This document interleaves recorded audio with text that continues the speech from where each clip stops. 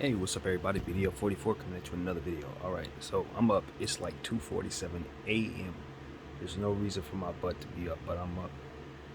It's Thursday, June 2nd, which means the NBA Finals begin on this day.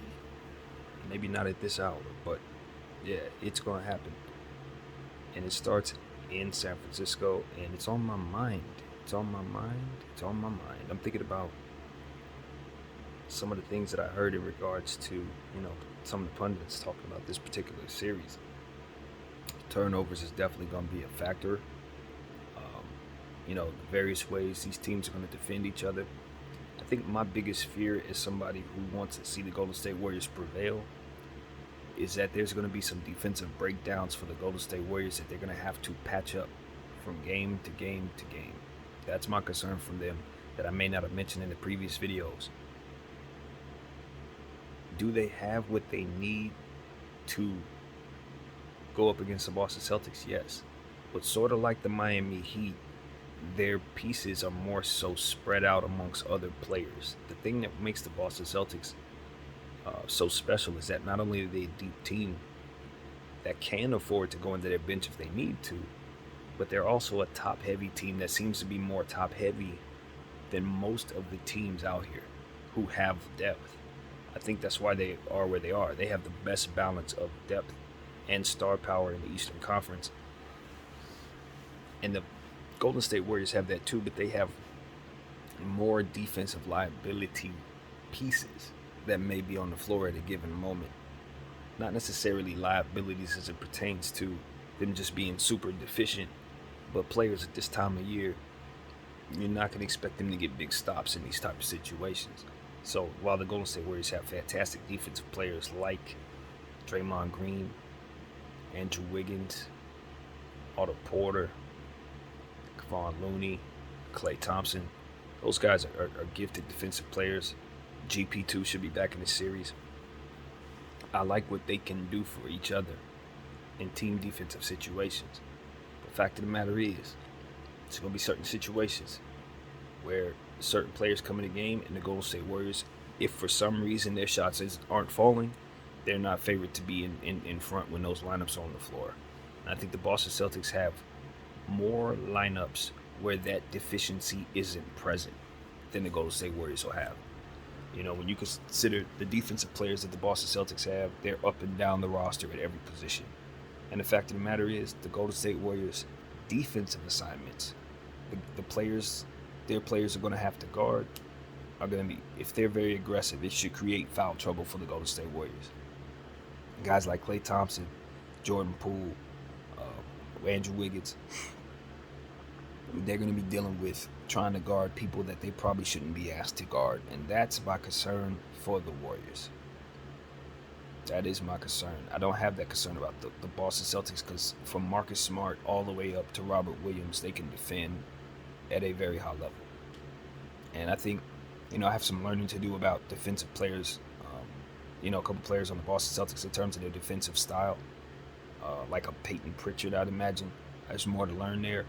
But when I think about who they have up and down the roster, Al Horford, you're not going to be relaxing when Al Horford comes in the game. Daniel Tice, when Al sits down, you're not going to be relaxing. Defensively, you're going to have to continue to understand that they're going to switch everything, and they're going to have the ability to stay in front of you no matter what, which means very good defense against Steph Curry, very good defense against Jordan Poole, switchable defense against all of their players. So I think what I've come to take from listening to these series that I didn't have to give to you before, it's just more detail in what it is that would be that I'm expecting.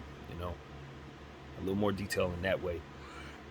It's just going to be a little harder for the Golden State Warriors, in my opinion, to defend the Boston Celtics. Even though the Boston Celtics have their shooting woes, they're going to need the Boston Celtics to have those shooting woes.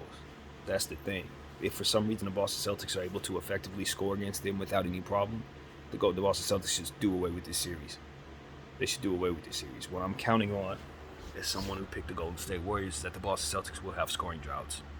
That the Golden State Warriors' defense and rebounding will be very effective against this Boston Celtic offense, who does tend to go, cold with some of the stars that they allow to run the show, scoring the ball. So yeah, that's what I gotta say. I'm not gonna say newfound concerns, but just added concerns, because at the end of the day, I expect this thing to go 7. I expect a lot of what we are expecting to just not take place based on, how I think the game is going to be officiated in this series. The Boston Celtics are going to have to understand something, because they play the style of defense that they play, physical brand of basketball, and because you're going up against the Splash Brothers, you're more likely to get calls against you than probably any other series that you've been in thus far. Yes, Giannis is going to draw fouls, of course, because he's going to drive the basket. Yes, Jimmy's going to draw fouls. We saw him historically do that. In the games that he was successful, he was getting to the line like crazy. Excuse me, KD and Kyrie, they didn't really. I didn't see anything standing out in terms of the officiating there to my memory, but nevertheless, we know Kyrie and KD can get to the line at will. But this Golden State Warrior team, I think, is a little different, because you have so many different weapons coming at you. More weapons than any other team that the Boston Celtics have faced thus far. And you consider Jordan Poole, if he's going off, Klay Thompson's going off, that's enough to knock you off. Like, period. That's enough to knock you off. You consider the Dallas Mavericks won games in these playoffs where 3 players scored. Like, not to say that that's a recipe for success against the Boston Celtics defense, but what I'm saying is, if you thought that was something, the Golden State Warriors are much more capable, is what I'm saying to you. Much more capable. So, even though the Boston Celtics have fantastic defensive abilities, they can switch everything. At the end of the day, great offense should beat good defense in most situations. Tough shots are made over tough defense, and that's what I expect to see Klay and Steph and Jordan basically do, is create opportunities to make the Boston Celtics feel demoralized, even though they're playing fantastic defense. With the quick shot release of a guy like Klay Thompson, he does that enough times, and it's going to become demoralizing. So, will he be able to get that shot off? Will his efficiency issues in these playoffs continue in these finals? I expect it to be honest with you. I don't expect he's shaking it all the way off. But you also understand this is Klay Thompson in June, and a lot has been said about what this means historically for Steph Curry, what this means historically for Jason Tatum and Jaylen Brown and all the other guys. But when I think about this time of year, one of the players that always make me lean toward the Golden State Warriors winning the championship each and every time they're involved in the finals, is because I know they have that Klay Thompson piece that they can put on the floor at any moment, and what he's capable of doing can't be defended. That's the reality of it. He's very underrated in my opinion, because when it comes to this time of year, he is just as scary as his counterpart Steph Curry to me. Just as scary. Because I look at him as somebody who, unlike Steph Curry, Klay Thompson is gifted defensively. Steph Curry's done some good things defensively, has good hands and stuff like that. He's made his presence felt, but we know the truth. Steph Curry's not a defensive player. Klay, he is. So even though Klay's been a little step slower, I heard him mention that his defense isn't where it needs to be. It's not as fast anymore and all that. I get it. I've been on record saying the same thing about Klay. Heck, I've been on record saying he needs to sit down so Jordan Poole could start. But when it comes to a series like this, Klay Thompson is going to be very, very difficult to maintain a hold of. And the reason why I say that is because he's unpredictable at this point. If you crowd him out like you would crowd old Klay, it might be useless, because he could be having an off night that night. You're forcing him into tough shots that maybe help you rebound a little bit here and there, but if you're focusing all that attention on Klay Thompson, obviously you're leaving open to other Warriors, which is not a good thing. Now, if he's playing well, we know what he's capable of, and it's impossible to deal with because you'll have to throw everything at him if he starts going off in his way. 60 points, only a couple dribbles. If he can, put together a 30-point quarter or something like that by himself, that kind of thing, there's no stopping that. And it's not just because of what he's capable of, but again, it's because of everybody around him of whom you have to take account for. Let's just say he's having a night like that. What are you going to do, leave Andrew Wiggins open? You got to account for Steph Curry. You're going to leave Jordan Poole alone? Like, these are the things. Or what if Jordan Poole's having a crazy game? What if he's suddenly the guy that you need to focus all your energy on and attention to? What do you give up if you're the Boston Celtics? And can Jason Tatum and Jaylen Brown and Marcus Smart keep up with the scoring? This can't be a night. A night like that can't be a night where Derek White is cold. A night like that can't be a night where Grant Williams doesn't score. A night like that can't be a night where Al Horford's threes isn't falling. Like, that's what I'm saying. It's like, as much as you like the Boston Celtics' ability to defend and what that could mean for making this game stagnant and ugly, at the end of the day, when it's time to close, I'm not sure their defense is going to be able to stop the tough shot making of a Steph Curry and a Klay Thompson. I'd have to see that to believe that. Now, in my mind's eye, there's also a scenario in my head where the Boston Celtics are too stifling for the Golden State Warriors. The Golden State Warriors are turning the ball over, and that defense is forcing them into missed shots. Now, if Jason Tatum and Jaylen Brown are both having efficient nights, if Jason Tatum's doing his 40-point, 5 assists, 10 rebound, 3 steals thing, that's a bad game for the Golden State Warriors. They're probably going to lose that. Because as I said at the beginning of the video, the one thing that I'm hanging my hat on is those scoring droughts for the Celtics. If they don't come, if for some reason Golden State's defense is not effective against the Boston Celtics, Golden State cannot win this series. They cannot win this series if they don't have success against that Boston offense. Because that Boston defense is going to get stops. It's going to get stops. It's not about whether or not they're going to get stops. They will. It's just about whether or not you'll be able to get stops on the other end to keep them stagnant, just like you're expected to be offensively. Can you board the missed shots on both sides to ensure you have more possessions and force that defense to foul? If the Golden State Warriors can do that, I really, really like my 7th Golden State prediction. So that's what I have to say about that. I really want to see what Steve Kerr does with his lineup, because he tends to use players sometimes like Damian Lee, of whom if he ain't playing well, he can't play in this series. This is not the series for role players, I don't believe, on either side.